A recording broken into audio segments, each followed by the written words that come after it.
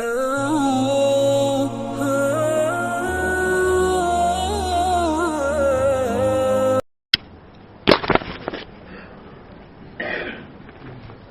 الله الرحمن الرحيم. الحمد لله وحده، الحمد لله وحده، ثم الحمد لله وحده، والصلاة والسلام على من لا نبي بعده. والحمد لله الذي هدانا لهذا وما كنا لنهتدي لولا أن هدانا الله. لقد جاءت رسل ربنا بالحق، صلوات الله وسلامه على سيدنا محمد وعلى آله وصحبه وسلم تسليما كثيرا كثيرا. اما بعد، پیارے بھائیو، دوستو، عزیزو، اللہ جل جلالہ عم نوالہ ارحم الراحمین بھی ہیں، اکرم الاکرمین بھی ہے، بہت معاف کرنے والے اور جو مانگو سو دینے والے، دعاؤں کو قبول کرنے والے، ساری اللہ کی. اس نے کوئی چیز بیکار پیدا نہیں کی ہے. خود قرآن میں ہے، افحسبتم انما خلقناکم عبثا وانکم الینا لا ترجعون. تم یوں سمجھ بیٹھے ہو کہ تمہیں ہم نے یوں ہی بیکار پیدا کیا، ہمارا کوئی کام نہیں تھا تو تمہیں پیدا کر دیا، بس تمہیں ہمارے پاس نہیں آنا ہے. یہ سبق تو پہلے دن سے حضرت آدم و حوا علیہ السلام سے اللہ پاک نے جو باپ کو سبق پڑھایا وہی بیٹوں کے لیے سبق ہے. مرنا ہے، ہمارے پاس آنا ہے. اور یہ حضور اکرم صلی اللہ علیہ وسلم نے بہت صراحت سے فرمایا کہ قیامت کے میدان میں کسی آدمی کے پیر سرک نہیں سکیں گے جب تک 5 باتوں کا جواب نہ دے دے. زندگی کہاں بتائی،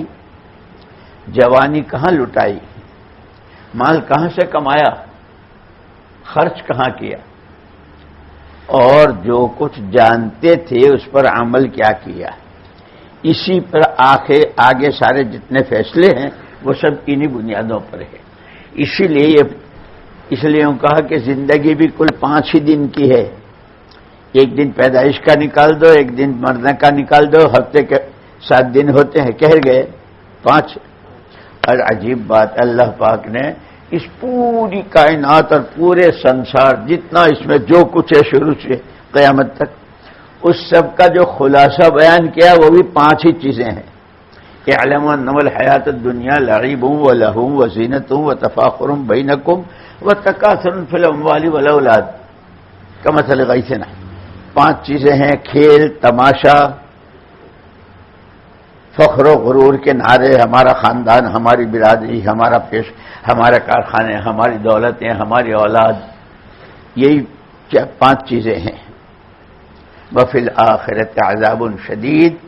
ومغفرۃ من اللہ ورضوان. اس سب کے بعد اصل جو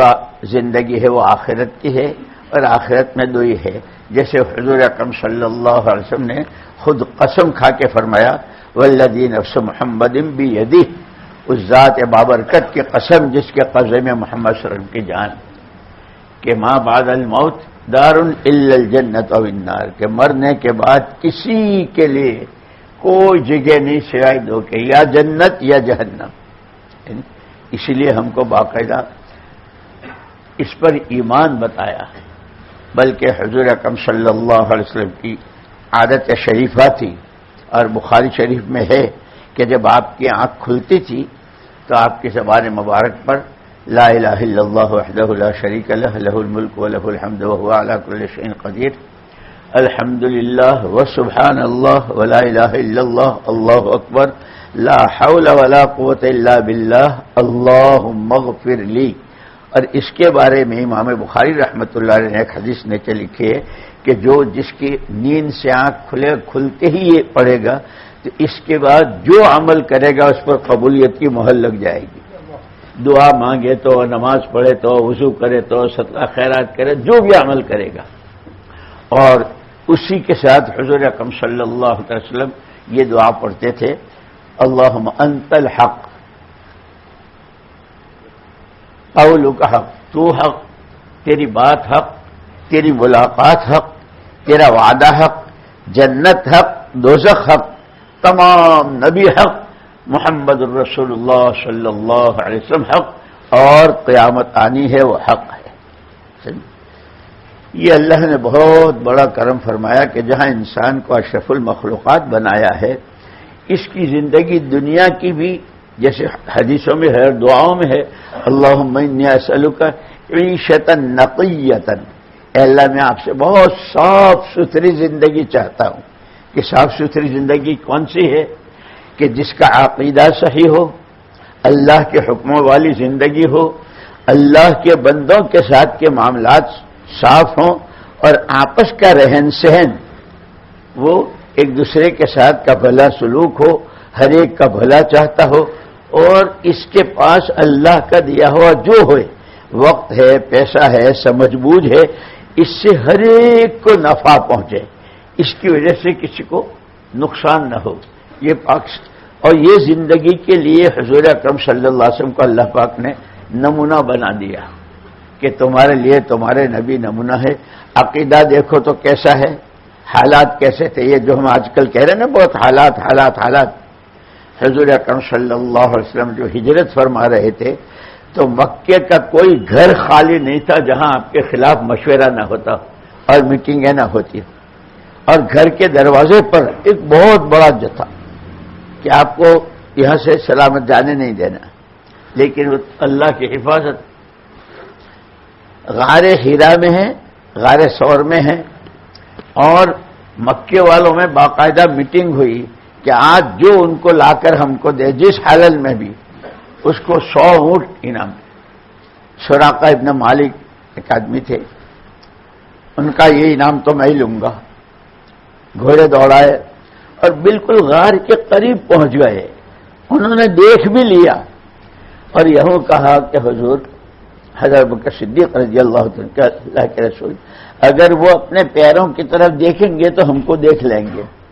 ایک ہی جواب، لا تحزن ان اللہ معنا، ابو بکر گھبراؤ مت، اللہ ہمارے ساتھ ہے۔ اسی لیے صحابہ کرام رضوان اللہ تعالی اجمعین کی پوری سیرت مبارکہ کا مطالعہ کیا جائے قرآن حدیث میں، اور یہ تو یہ مجھے سپورٹ کرے اور ان کا مجھے ساتھ مل جائے اور یہ میرا ساتھ دے دیں اور یہ میرے ساتھ، اللہ میرے ساتھ ہو جائے، اور خدا دارم چغم دارم، خدا دارم چغم دارم، اللہ میرے ساتھ ہے۔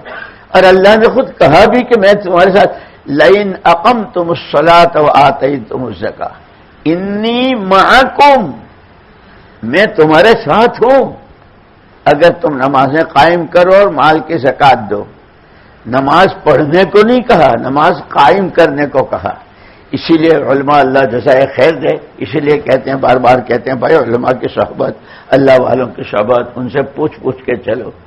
نماز قائم کرنے کا مطلب سارے مستحبات، سنتیں اور جتنی اس کے اندر باہر کی شرطیں ہیں ان سب کے ساتھ،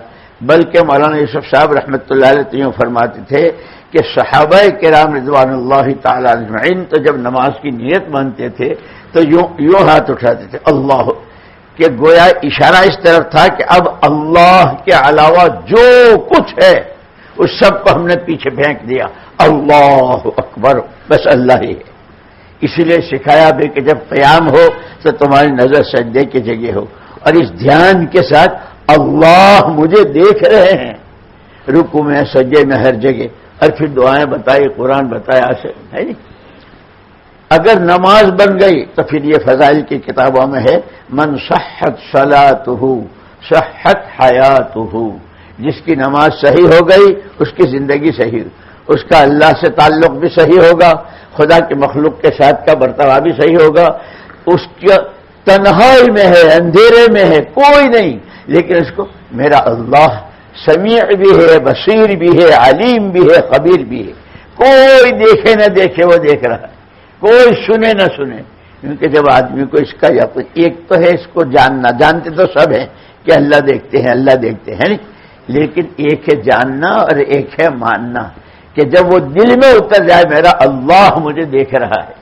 میری بات جو میں زبان سے بول رہا ہوں میرا اللہ، دل کے اندر جو کھٹ کھٹ ہو رہی ہے،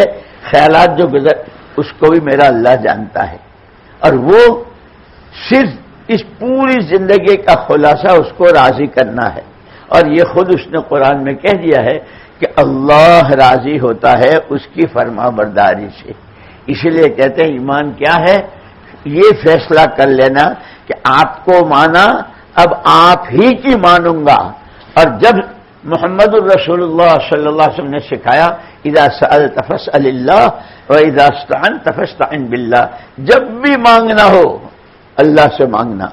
جب مدد کی ضرورت ہو اس کا در کھٹکھٹانا، اور وہ خود اللہ پاک کہتے ہیں سورہ فاتحہ میں ہے، سورہ فاتحہ کی جو شروع کی 3 آیتیں ہیں الحمدللہ رب العالمین الرحمن الرحیم مالک یوم الدین، اس کے جواب میں اللہ کہتے ہیں میرے بندے نے میری حمد بیان کی، میرے بندے نے میری ثنا بیان کی، میرے بندے نے میری بزرگی بیان کی۔ پھر جب یہ کہتا ہے ایاک نعبد و ایاک نستعین، تو اللہ کہتے ہیں آدھی تیری آدھی میری، عبادت میری مدد تیری۔ پھر جب یہ کہتا ہے اہدنا الصراط المستقیم سے لے کے آخر تک، تو فرماتے ہیں اللہ پاک خود شروع کی 3 میری، بیچ کی آدھی تیری آدھی میری، اخیر کی 3 تیری اللہ۔ اور یہ سورہ فاتحہ وہ ہے، ایک صحابی سے حضور اکرم صلی اللہ علیہ وسلم نے فرمایا آج تمہیں میں ایک ایسی دعا، ایک ایسی صورت بتاؤں گا قرآن کی کہ جو تورات میں ہے، نہ انجیل میں ہے، نہ زبور میں ہے، نہ کسی نبی کے صحیفے میں ہے۔ وہ تشریف لے جا رہے تھے، راستے میں یاد دلایا اللہ کے رسول، آپ نے کہا تھا، فرمایا نماز کے شروع میں کیا پڑھتے ہو؟ کہ جی سورہ فاتحہ کی یہی ہے وہ، ہر نماز ہی نہیں ہوتی اس کے بغیر۔ اور یہ کتنی یعنی جیسے اپلیکیشن کرتے ہیں نا، ہم نے درخواست دی ہے منظوری آئے گی، درخواست بھی ہے اور منظوری بھی ساتھ کے ساتھ ہے، لیکن ہم لوگ جو سورہ فاتحہ پڑھتے ہوئے ایسے کہ بٹن دبایا الحمدللہ رب العالمین ہو گئی، کبھی خیال بھی نہیں آتا کہ ہم نے کیا کہا، ہم اللہ سے کچھ کہہ رہے ہیں، اللہ ہم کو کچھ بتا رہے، جیسے گھر سے نکلتے ہوئے بسم اللہ توکلت علی اللہ لا حول ولا قوت الا باللہ العلی العظیم، تو اللہ جواب دیتے ہیں کفیتا ووقیتا وہدیتا، تیری کفایت کر لی گئی، تو بچا دیا گیا اور تجھے ہدایت دے دی گئی، اس سے بڑی کوئی نعمت ہو سکتی ہے جس کو اللہ یوں کہا۔ اسی لیے دوستو دین سیکھنا ہے، اب سیکھنا بھی ہے، عمل بھی کرنا ہے، اور پھر چونکہ ہمارے بعد کوئی امت نہیں، جیسے ہمارے آقا کے بعد دنیا میں کوئی نبی نہیں، تو نبی کے پیغام کو عام انسانوں تک قیامت تک پہنچتا رہے، اس کی میراث، اس کی ذمہ داری حضور اکرم صلی اللہ علیہ وسلم عرفات کے میدان میں امت سے رخصت ہوتے ہوئے ہر فرد امت کو دے گئے ہیں۔ میں تمہارے درمیان سے جا رہا ہوں، اب تم مجھے نہیں پاؤ گے، لیکن یہ پورا دین، اور یہ دین حلال حرام جائز ناجائز، اسی لیے میں پرسوں قیامت کی علامتیں پڑھ رہا تھا کہ قیامت کی نشانیاں، اس میں کہ لوگ حلال حرام کو جانیں گے نہیں،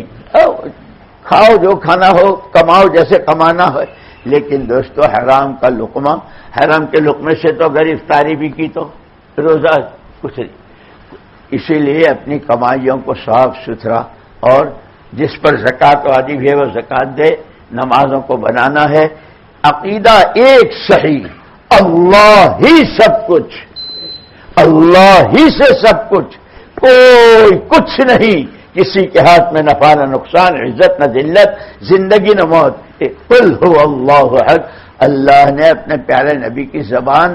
یہ اعلان کروایا، پیارے نبی صلی اللہ علیہ وسلم آپ کہیے اللہ ایک ہے، اور کیسا ایک ہے؟ ایسا ایک ہے کہ اس کو کسی دوسرے کی ضرورت نہیں،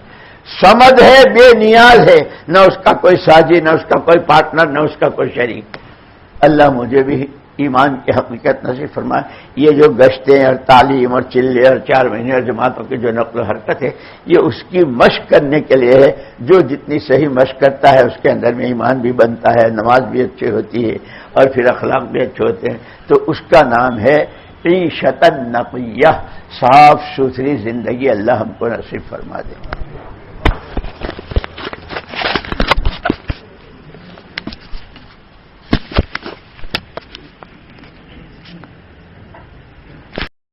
Oh